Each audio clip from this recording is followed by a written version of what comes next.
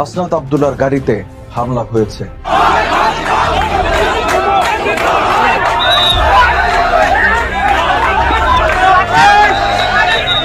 ওরা আমাদেরকে মেরে ফেলার হুমকি ছিল, বিশেষ করে এই আমাদের গাড়িতে কিন্তু এই যে সার্জিস আলম ভাই ছিল, তাদেরকে মেরে ফেলার জন্য তারা এই পরিকল্পিত একটা ইয়া নিয়েছিল।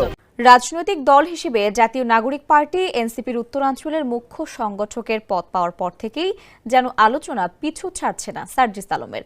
বিশাল গাড়িবহর নিয়ে সৈয়দপুর বিমানবন্দর থেকে পঞ্চগড়ে যান সার্জিস আলম। এনসিপির নেতা হিসেবে পঞ্চগড়বাসীর সঙ্গে প্রথম সাক্ষাতেই বিশাল গাড়িবহর নিয়ে সার্জিসের সেই শোডাউনে জনমনে মিশ্র প্রতিক্রিয়া সৃষ্টি হয় দুনিয়ায়, যেখানে বলা হচ্ছে সার্জিস আলমের বন্ধুর বাসা থেকে 3 বস্তা টাকা পাওয়া গেছে। আজকে দুইটা গুরুত্বপূর্ণ ঘটনা ঘটেছে এনসিপি কে কেন্দ্র করে। একটা হচ্ছে এনসিপি তো দেখেনি আপনারা, তারা যখন লোকজনকে ডাক দেয় তখন সমাবেশ কিরকম হয় না হয়। আপনার তাদের যে মানুষ এনসিপির যে লোকজন তার চেয়ে তাদের নেতারা যখন যান তখন গাড়ির সংখ্যা বেশি থাকে, গাড়ি বহরে গাড়ির সংখ্যা বেশি থাকে, পুলিশের গাড়ি, কর্মকর্তাদের গাড়ি। আর গাড়ি যতগুলা হয় তার চেয়ে সাধারণ পাবলিকের সংখ্যা আরো কম থাকে, একেবারেই যত লোকের চেয়ে। গাছিয়ায় একটি ঘটনা ঘটেছে, সেখানে আইএস এর সাথে যুক্ত থাকার অভিযোগে ৩৬ জন বাংলাদেশিকে আটক করেছে। বেগম খালেদা জিয়া ও তারেক রহমানকে সার্জিস আলম গুরুত্বপূর্ণ কিছু ইঙ্গিত দিয়েছেন, খুব তাৎপর্যপূর্ণ। এবং সার্জিস আলমের এই কৌশলী পোস্ট, এটা নিয়ে গণমাধ্যম রিপোর্ট করেছে। আসসালামু আলাইকুম রহমতুল্লাহ, সবাই কেমন আছেন? আশা করি সবাই অনেক অনেক ভালো এবং সুস্থ আছেন। সবাইকে স্বাগতম জানাচ্ছি আমাদের আরেক নতুন ভিডিওতে। প্রতিদিনের মতো আমি আপনাদের সিরিয়াস ফারুকি আবার চলে আসলাম নতুন একটা ভিডিও নিয়ে। দর্শক, ইতিমধ্যে সবাই ভিডিওর শুরুতে বেশ কিছু অংশ বিশেষ দেখে বুঝতে পেরেছেন আজকের ভিডিওটি কতটুকু গুরুত্বপূর্ণ বা আজকের ভিডিওটি কি বিষয়টা নিয়ে হতে যাচ্ছে। বর্তমানে চলমান রাজনীতি প্রসঙ্গে ইতিমধ্যে বুঝতে পেরেছেন আজকের ভিডিওটি অনেক অনেক গুরুত্বপূর্ণ। তাই সবাইকে অনুরোধ করবো এক মুহূর্ত না টানে সবাই ভিডিওটি দর্শক দেখবেন। তার আগে আপনাকে ছোট্ট একটি অনুরোধ জানিয়ে রাখতেছে, যারা আমাদের চ্যানেলটিতে এখন চ্যানেল সাবস্ক্রাইব করে সাথে দেখবেন। চলুন আমরা ভিডিওর বাকি অংশগুলো আমরা একটু বিস্তারিত দেখে আসবো। সবাইকে অনুরোধ করবো এক মুহূর্ত না টানে একটা লাইক দিয়ে সবাই ভিডিওটি দর্শক দেখতে থাকুন। দর্শক, আপনারা জানেন মালয়েশিয়ায় একটি ঘটনা ঘটেছে, সেখানে আইএস এর সাথে যুক্ত থাকার অভিযোগে ৩৬ জন বাংলাদেশিকে আটক করেছে। তাদের মধ্যে কাউকে কাউকে বাংলাদেশে ফেরত পাঠিয়েছে, বাকিদেরকে এখনও জিজ্ঞাসাবাদ চলেছে। প্রায় 2 বার ইতিমধ্যে সেখানকার আইজিপি ইসমাইল তিনি প্রেসকে বিবৃতি দিয়েছেন, যেটি আন্তর্জাতিক গণমাধ্যমে প্রকাশিত হয়েছে।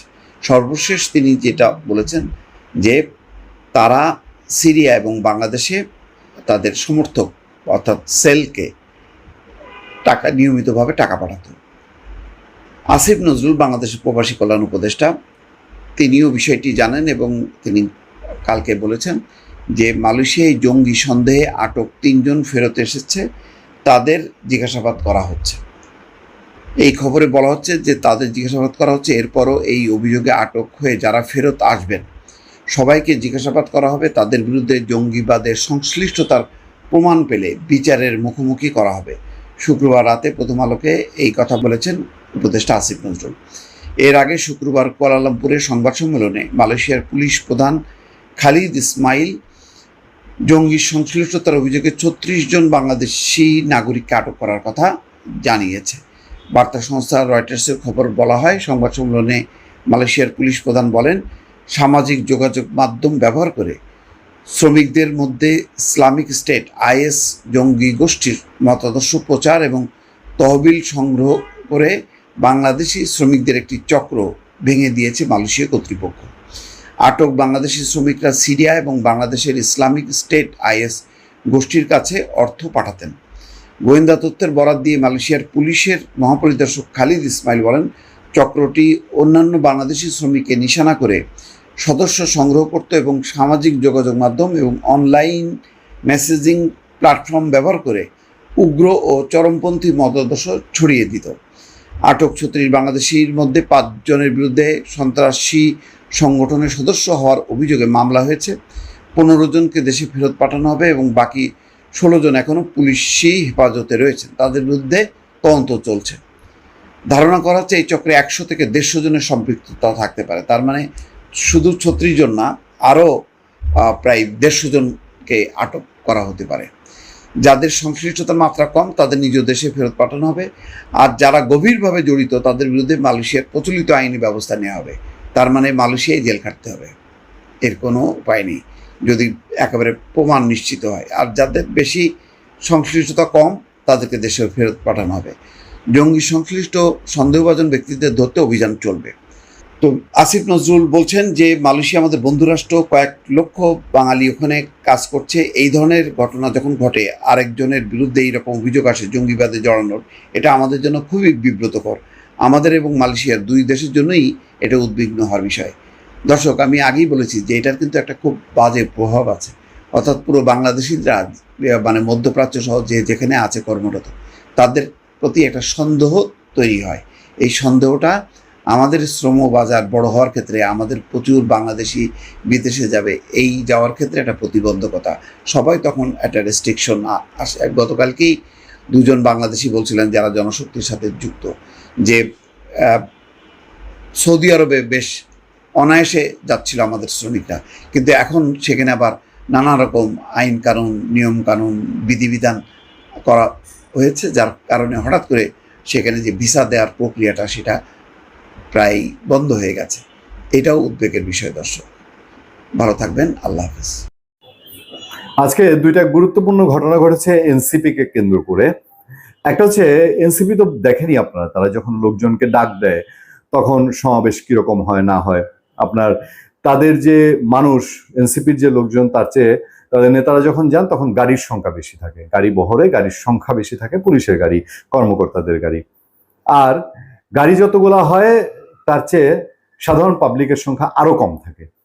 একেবারেই যত লোকের চেয়ে গাড়িও বেশি, তারপর পুলিশ বেশি থাকে।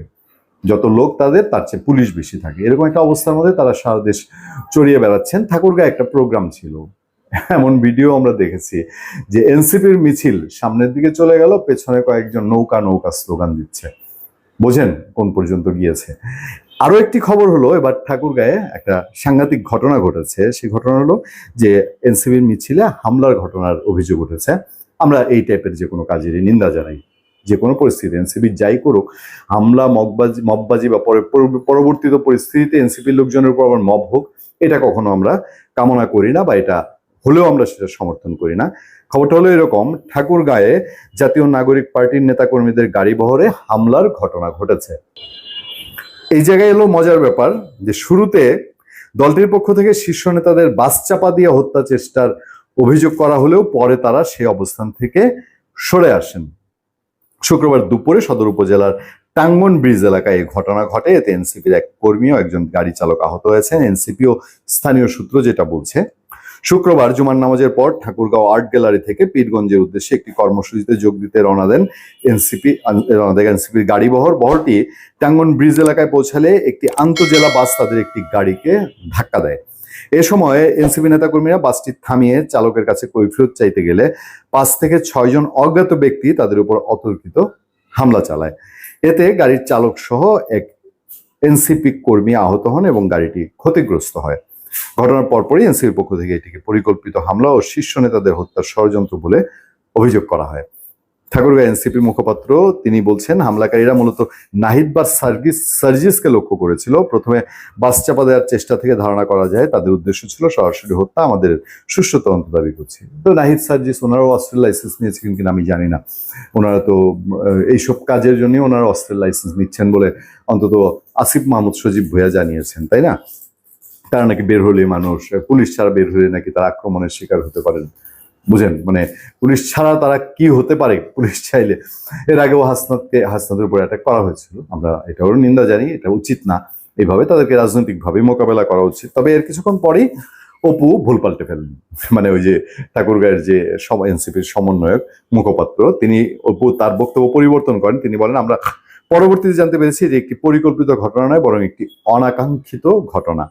খবর পেয়ে ঠাকুরগাঁও সদর পুলিশ ঘটনাস্থলে পৌঁছায়। ওসি বলছেন, বিষয়টি জানার সঙ্গে সঙ্গে আমরা ঘটনাস্থলে যাই। এনসিপি এটাকে হামলা বলে অভিযোগ করেছে। প্রাথমিকভাবে একজন হামলাকারীর একটি ভিডিও ফুটেজ দেখিয়েছে। বিষয়টি তদন্ত করে আইনানুগ ব্যবস্থা নেওয়া হচ্ছে। আমার প্রশ্নটা এই জায়গায় যে কেন এনসিপি কোথাও গেলেই পুলিশ ছাড়া তাদেরকে পাইলে, এবং জানতেন লোকজন না, তাদের হাসনাত, সার্জিস নাহিদ, এই টাইপের লোকজনের উপরে চড়া হচ্ছে। আর ঘটনার ভেতরে যদি অন্য বড় কিছু থেকে থাকে, সময় যদি প্রমাণ করে, অবশ্যই আমরা সেটার ধিক্কার জানাবো, নিন্দা জানাবো। আমরা কোনো ধরনের রাজনৈতিক এইসব অপসংস্কৃতির পক্ষে থাকতে চাই না। ভালো থাকবেন, সুস্থ থাকবেন। আপনার সাথে আমি আতিক রহমান পূর্ণিয়া। শেখ হাসিনার ভয় নাই, রক্ত দিব, রাস্তা নেমেছি, জয় মুক্তি করে তো ঘরে ফিরবো। যে ক্ষতি করছে শেখ হাসিনা, কি না করছে, আজকা গরিবের যা সম্পদ আছে সব লুটপাট করছে, শিবির রাজাকার সব শেষ করেছে। রাজনৈতিক দল হিসেবে জাতীয় নাগরিক পার্টি এনসিপির উত্তরাঞ্চলের মুখ্য সংগঠকের পদ পাওয়ার পর থেকেই যেন আলোচনা পিছু ছাড়ছে না সার্জিস আলমের।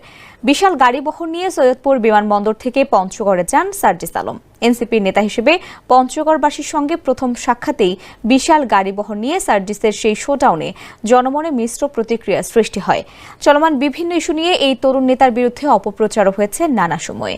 এবার সার্জিস আলমকে ঘিরে একটি খবর ঘুরে বেড়াচ্ছে নেট দুনিয়ায়, যেখানে বলা হচ্ছে সার্জিস আলমের বন্ধুর বাসা থেকে 3 বস্তা টাকা পাওয়া গেছে। ঈদের পরে এনসিপির প্রচারণার খরচের জন্য সার্জিসের কাছে রাখা হয়েছিল। এমনকি এ সংক্রান্ত একটি ভিডিও সামাজিক যোগাযোগ মাধ্যমে ছড়িয়ে পড়ে। তবে ভিডিওটি সত্য নয় বলে জানিয়েছে তথ্য যাচাইকারী প্রতিষ্ঠান রিমর স্ক্যানার। স্যান্ডেলিনা সো, রূপচর্চায় আভিজাত্য। শনিবার প্রতিষ্ঠানটি তাদের ওয়েবসাইটে এ তথ্য জানিয়েছে। প্রতিবেদনে বলা হয়, ভিডিওটি মোহাম্মদপুর জেনেভা ক্যাম্পে মাদক বিক্রির টাকা সহ এক ব্যক্তিকে গ্রেপ্তারের। এছাড়া প্রচারিত পোস্টগুলোতে সার্জিস আলমকে উপদেষ্টা বলে দাবি করা হলেও তিনি সরকারের উপদেষ্টা নন। 2025 সালে 5 জুন জেনেভা ক্যাম্পে অভিযান, মাদক বিক্রির 2.5 কোটি টাকা সহ গ্রেপ্তার 10 শীর্ষক শিরোনামে প্রকাশিত একটি প্রতিবেদন থেকে ফুটেজ নিয়ে সার্জিসের নামে এ ভুয়া তথ্য ছড়ানো হয়। সুতরাং মোহাম্মদপুর জেনেভা ক্যাম্পে মাদক বিক্রির অভিযোগে টাকা সহ এক ব্যক্তিকে গ্রেপ্তারের দৃশ্যকে সার্জিস আলমের বন্ধুর বাসা থেকে 3 বস্তা টাকা উদ্ধারের ঘটনার দাবিতে প্রচার করা হয়েছে, যা সম্পূর্ণ মিথ্যা।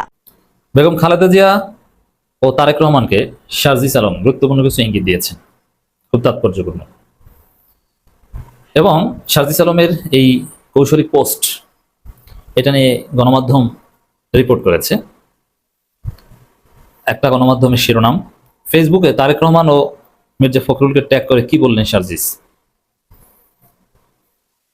এবং খালেদা জিয়াকে ইঙ্গিত করেও নানা সময় নানান কথা বলেছেন। তো আমি এই 3 জন ব্যক্তিকে ধরে আলোচনা করব: খালেদা জিয়া, তারেক রহমান, মির্জা ফখরুল। তো এদের কথা বিভিন্ন সময় টেনে, কখনো ফেসবুক পোস্টে, কখনো বক্তব্য দিয়ে খালেদা জিয়াকে কিন্তু মহান হিসাবেই দেখাচ্ছে। এবং আপনারা দেখেছেন যে গত বছর সেনাবাহিনীর একটা প্রোগ্রামে যখন খালেদা জিয়ার সাথে সাক্ষাৎ হয়েছে, তখন সার্জিস আলমরা কিভাবে রেসপেক্ট করেছে খালেদা জিয়াকে নিয়ে কিভাবে উচ্ছ্বাস দেখিয়েছে। এখন আবার তারেক রহমান, মির্জা ফখরুলকে ট্যাগ করে পোস্ট দেন কেন? তো এই 3 জন ব্যক্তি সম্পর্কে এই সার্জিসদের ইঙ্গিত কি? একই সাথে পিনাকি ভট্টাচার্য আবার খালেদা জিয়াকে রাষ্ট্রপতি করার প্রস্তাব করেছে। এখন খালেদা জিয়াকে রাষ্ট্রপতি করার প্রস্তাব পিনাকি এমনি এমনি যে মন চেয়েছে আমাদের মতো বিশ্লেষণ করেন তা না। যে কাজটা তিনি করতে পারবেন, সম্ভাবনা রয়েছে, বা কাদের মাধ্যমে করাবেন, এগুলো প্ল্যান পরিকল্পনা করে অনেক কিছু করেন। পিনাকি শুধু একজন অ্যাক্টিভিস্ট না, এখন রাষ্ট্রের গুরুত্বপূর্ণ মেকানিজম। অতএব খালেদা জিয়াকে রাষ্ট্রপতি করার যে প্রস্তাব, এটা এনসিপির এই তরুণদের সাথে আলাপ আলোচনার ভিত্তিতে এই প্রস্তাব করেছেন, এবং চুপ্পুকে এনসিপির মাধ্যমে লাথি দিয়ে সরিয়ে তারপর খালেদা জিয়াকে রাষ্ট্রপতি করার বিষয়টা সামনে আনতে পারেন। এটা গুরুত্বপূর্ণ। দর্শক, সার্জিস আলম কেন মির্জা ফখরুল এবং তারেক রহমানকে ট্যাগ করছে? এটা অর্থ খুব সিম্পল। বাংলাদেশে যে চাঁদাবাজিগুলো হচ্ছে, এটা ভাগ তারেক রহমান এবং মির্জা ফখরুল পর্যন্ত যায়। তো প্রিয় দর্শক, বিষয়টা নিয়ে আপনার মতামত জানতে চাই কমেন্ট সেকশন অবশ্যই একটা লাইন ভিডিওটি সম্পর্কে কমেন্ট করে জানাতে পারবেন। আর কে কোথা থেকে ভিডিওটি দেখেছেন অবশ্যই কমেন্ট করে দ্রুত জানিয়ে ফেলেন। ভালো থাকবেন, সুস্থ থাকবেন। আমাদের চ্যানেলে নতুন সাবস্ক্রাইব করে সাথে থাকবেন। দেখবো অন্য কোনো ভিডিওতে। ভালো থাকবেন, সুস্থ থাকবেন। আল্লাহ হাফেজ।